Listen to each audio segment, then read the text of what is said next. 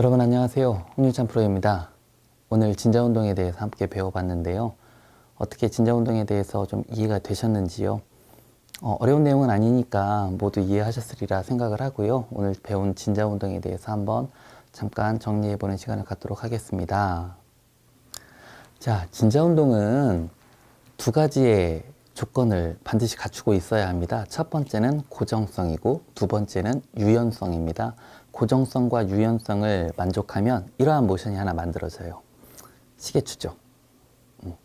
이 시계추 원리에 의해서 저희가 골프 스윙을 이해해 볼 수 있는데요.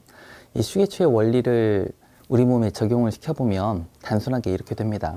첫 번째, 손목이에요.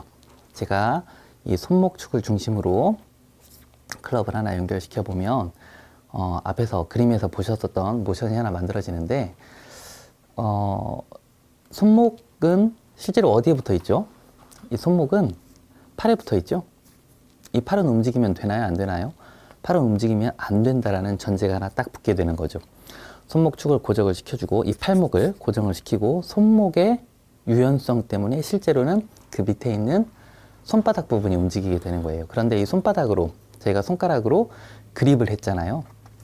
그립을 하게 되면 실제로 클럽 헤드, 그 다음에 샤프트가 원래는 이 샤프트는 여기까지 이만큼의 길이를 샤프트라고 하는데 손으로 잡은 윗부분, 그러니까 손목의 아랫부분까지가 샤프트의 역할을 감당을 하게 되는 구조가 만들어지는 거죠. 손목의 윗부분을 고정을 시키고 손목의 유연성 때문에 손목에 있는 아랫부분, 그러니까 손과 샤프트가 함께 움직이는 구조가 만들어지게 되는 거예요. 이 모션을 활용을 해서 제가 볼을 쳐보니까 실제로 볼이 굉장히 멀리까지 나가더라라는 거죠. 그러나 한번 생각을 해볼게요. 이 샤프트의 길이가 굉장히 제한적이잖아요. 이 샤프트를 연장을 시켜서 진자 운동을 시켜보면 결국은 원 운동이 되게 되고 이 원 운동의 반지름을 갖게 되는 이 샤프트의 길이를 늘려보면 어떻게 될까요? 이 샤프트의 길이를 50m, 100m 늘렸어요. 저희가 이 스윙을 유지할 수 있을까요? 제가 지금 가지고 있는 샤프트의 이 무게가 65g짜리네요. 65g짜리 샤프트가 지금은 버겁지 않지만 이걸 만일에 50m, 100m 만일에 늘렸다라고 가정을 한번 해보면 저는 이 클럽을 들고 휘두를 수가 없을 거예요. 왜 그러냐면 저와 여러분들은 지금 지구 안에 살고 있고요. 이 지구는 중력이라는 게 존재하고요. 이 중력 때문에 무게감이 이제 만들어지게 되는데 이 샤프트 길이가 지금은 65g이지만 50m, 60m 혹은 100m가 되었을 때는 굉장히 무거울 거라는 거죠. 그러면 저는 이걸 감당할 수 없는 그런 구조를 만들게 됩니다. 조금 더 쉽게 거리를 만들기 위해서 샤프트의 길이를 늘릴 수 있는 좀 더 다른 방법, 그 두 번째 대안이 시계추의 축의 위치, 아까는 이 손목이었었는데 두 번째 어깨의 위치로 한번 바꿔보는 거예요. 어깨축으로 바꿔보면 이러한 구조가 되겠죠. 자, 실제로 제 어깨의 관절 옆에 있는 몸통, 이 몸통이 시계추의 바디가 되는 거예요. 움직이면 안 되는 거죠. 그리고 실제로 어깨 관절의 유연성 때문에 뭐가 움직이는 거죠? 제 팔과 그 아래에 있는 손과 그 아래에 있는 샤프트가 함께 움직이게 되는 거죠. 주의하실 점은 지금 이 설명하는 부분에서 손목은 축의 역할을 하면 안 된다라는 거예요. 손목 축은 그냥 샤프트의 연장선이라고 일단 이해를 해주시고요. 그렇게 해서 만들어진 두 번째 모션으로 볼을 쳐보면 첫 번째 손목 축을 가지고 사용을 했었던 모션보다 조금 더 강력하게 볼을 칠 수 있다는 것을 저희가 알 수 있습니다. 그런데 어깨가 두 개예요. 물론 손도 두 개예요. 손목 두 개를 같이 연결을 시켜보면 그립이 하나 만들어지겠죠. 이 그립의 오른손과 왼손의 두 축의 위치는 그래도 비교적 가까운 데 있어요. 그래서 굉장히 유연하게 잘 움직일 수 있습니다. 그래서 볼도 자연스럽게 칠 수 있습니다. 그런데 어깨축의 위치는 조금 달라요. 몸통을 기점으로 간격이 이만큼이나 되죠. 여기서부터 이만큼이에요. 그래서 이 두 개의 모션을 각자 팔이 같은 방향으로 움직일 수는 있으나 이 두 개를 합쳐놓고 보니까 어떻게 돼요? 서로 동작을 방해하더라라는 거예요. 오른쪽 왼쪽으로 움직여야 되니까. 그래서 두 번째 축으로는 역시 골프볼을 치기가 조금 어렵다. 사실은 나중에 모든 문제들이 이런 부분에서 나오겠죠.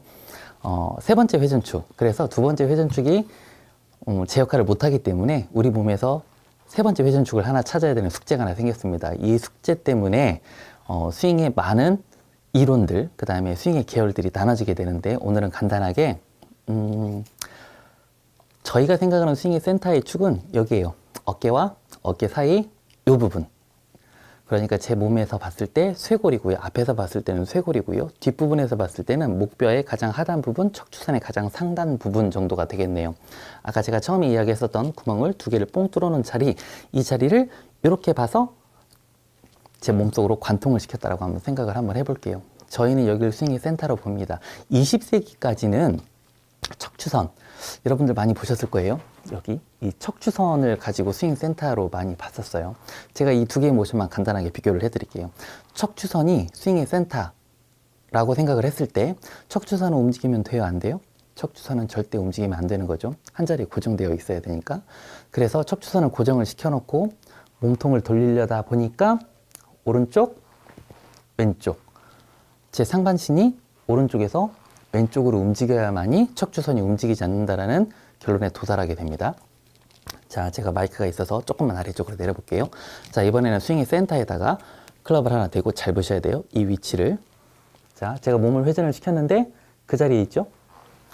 몸을 회전을 시켰는데 그 자리에 있죠? 스윙의 센터를 이제 다른 관점에서 보게 되면 실제로는 몸이 아까 첫 번째 척추선을 중심으로 움직였을 때하고는 조금 다른 모션으로 몸이 움직이는 걸 느끼실 수 있을 거예요. 이 부분에 대해서는 저희가 나중에 원피버 스윙과 투피버 스윙에 대해서 자세하게 한번 알아보도록 하고요. 어쨌든 오늘은 진자 운동에 대해서 이해를 좀 해주셨으면 좋겠습니다. 첫 번째, 손목은 진자 운동의 역할, 첫 번째 회전축으로 사용 가능하다. 두 번째, 어깨축은 사용하기가 조금 어렵다. 세 번째, 몸통, 바디의 어느 부분인지는 모르겠는데 어쨌든 저희는 어깨와 어깨 사이에 있는 쇄골, 그리고 어깨 등뒤에서 봤을 때 목뼈의 가장 하단 부분, 척추선의 가장 윗부분을 중심으로 스윙을 한다라고 이해를 해주시면 되겠습니다. 자, 오늘 진자 운동에 대해서 함께 알아봤습니다. 오늘 함께한 내용들 잘 숙지해 주시고요. 다음번에는 스윙의 관점, 그러니까 볼을 어떻게 칠 것이냐, 물론 클럽을 가지고 볼을 치기는 치는데 볼을 바라보는 관점이 두 가지가 역시 또 존재합니다. 그래서 본능적으로 볼을 치는, 히팅하는 방법과 반드시 배워야만 볼을 히팅하는, 인지하는 인지법에 대해서 저희가 다음에 배워보도록 하겠습니다. 다음번 영상 올릴 때까지 먼저 올린 영상들 꼭 검토해 주시고, 그리고 제가 내드린 숙제 꼭 해오세요.